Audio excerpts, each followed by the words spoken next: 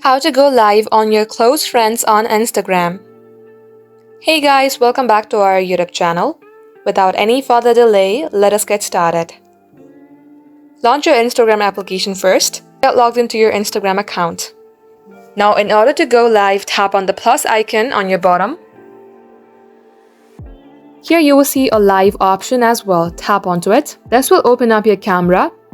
Now, in order to just go live on your close friends, you will see the option of followers here.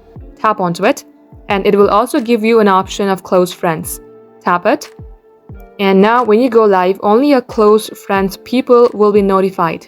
In order to execute this, tap on this button icon, and that will open your live session just with your close friends.